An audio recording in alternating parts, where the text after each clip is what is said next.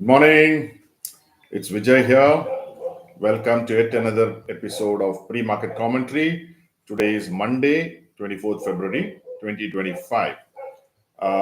So I hope you had a very good weekend with India winning and Virat Kohli coming back in form. So all of you may be wondering, when will the Bulls come into form? So what I would like to start off is that you need to embrace the bear. You see, now it looks quite stupid to say embrace the bear because we are losing money, is what most people would say, and lot of money has been lost in the small, mid, and micro caps. But if you are a investor, if you have been an investor since 2023, then you would still be in the plus. Only people who came in late 2024, or let's say the second half of 2024, have had to nurse severe losses. Now, it's quite possible that some people who came in even 2022 in certain stocks, especially the large caps, might be nursing losses. But these are a part of the cycle. Of course, what I say may not be, it may not be taken in the right spirit, because here I am being actually optimistic of this so-called bear market.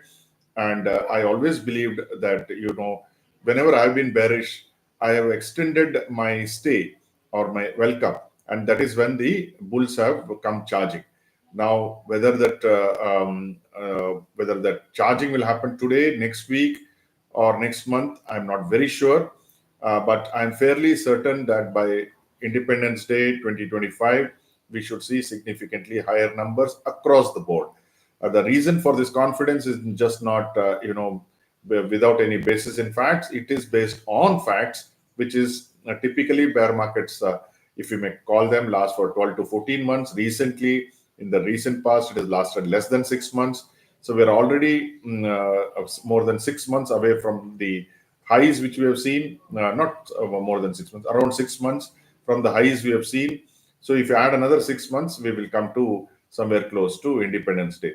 But I think this so-called bearish phase will end much earlier, because the fundamentals and the actions of the government, both on the fiscal and the monetary side, are very clear that they are aware that there are problems, and that problems are getting solved, but it will take some time. It will take some time to clean the muck, but believe me, when I say this, that the muck will get cleared sooner or later. We, as a family house, we have more than 15 to 20 account, no, between 15 and 20 accounts.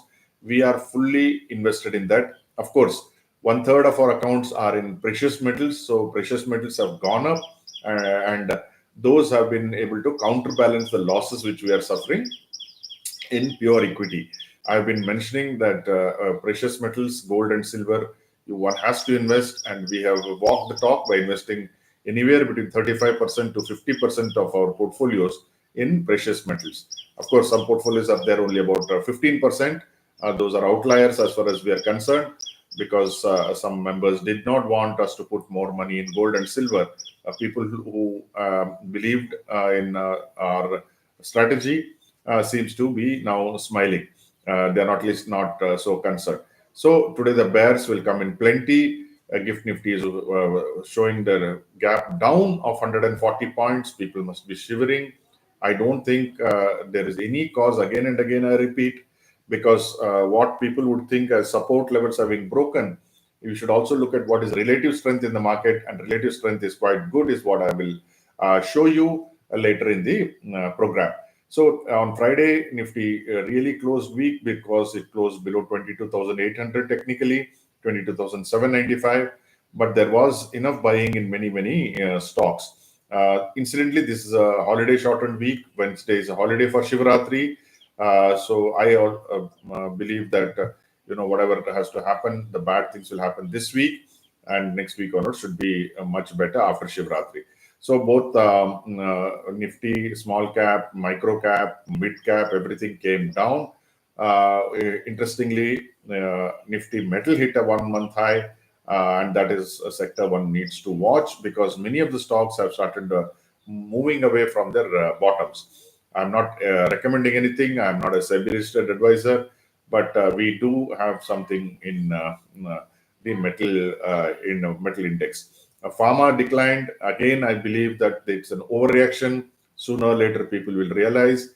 I can understand auto declining because not only Tesla is the competitor, you also have competition coming from BYD and in Xiaomi may come.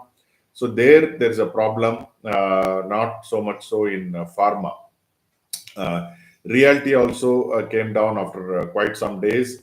Realty will be, I mean, I think will be affected more than other sectors because of liquidity. But liquidity also is improving. So by in the second quarter, I think realty also should do well. IT is where I've been very negative on, and it hit a 3-month low. FMCG also I'm negative. That also is on the downtrend. Dow Jones crashed by 750 points. This is, I believe it's a bull market correction. So you may correct a couple of days, but then it will bounce back, is what my understanding of the market is. S&P fell 1.7%. NASDAQ was down 2.2% on Friday. So today, what are we looking at? Data in US has sparked in investors' concerns, but I think, as I said, they are in a very strong bull market. It's unlikely to end so easily. So it may take some more time, is what I think, and higher prices. Then global as a S&P Services PMI index fell below 50, so that means it's in a contraction territory. Whereas we went to 60, which is an expansion territory. We are falling down on the stock market; they are going up on the stock markets. See the irony: fundamentals are not being respected here; fundamentals are being respected there in the short term. Dow futures are in the green across the board. Everything is in green now, but we are not so concerned because what happens on Dow, what happens on US markets are no longer relevant to us because we have diverged a few months ago. So Germany, a new coalition comes to power, but that may not affect us so much. Now, this is an interesting thing here. Oil has fallen below 74.5. As I keep saying, we will look at 65 in the next 6 months. We will look at even the US 10-year Treasury yield below 4. Now it is 4.43. I am expecting it to fall below 4, and US dollar index DXY to be at least 104 and below. Right now, it is still at around 106 and odd. So this is what I wanted to specify quickly. Just look at this chart. This is the chart of Nifty. If you see, this is a daily chart of Nifty.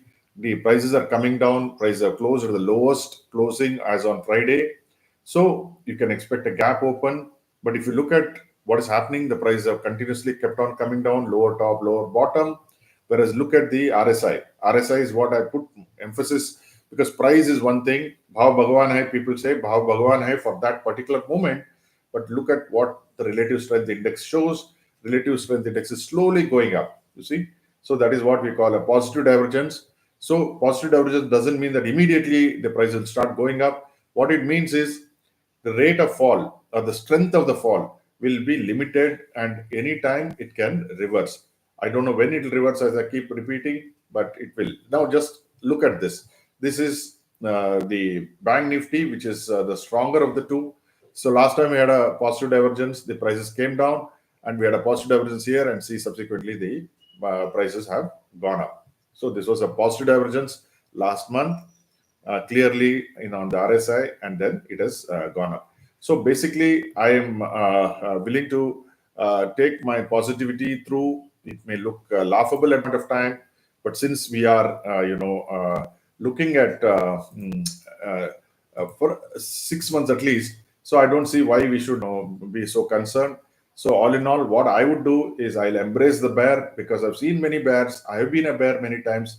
I know what goes on in mind of the bears. Sooner or later, they'll give up. Right now, I think it's better to embrace the bear rather than get afraid of that. Like most people may get afraid. I don't want my viewers to get afraid. Please note again, I'm not a SEBI registered advisor.